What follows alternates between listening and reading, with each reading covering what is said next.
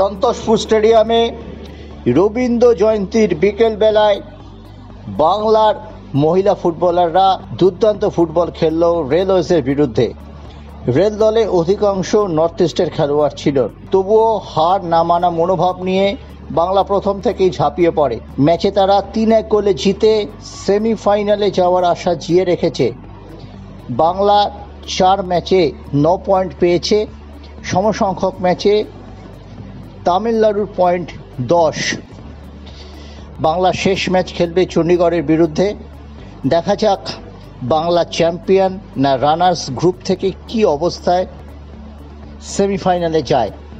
এদিন ম্যাচে 4টে গোল পরপর আপনারা দেখে নিন।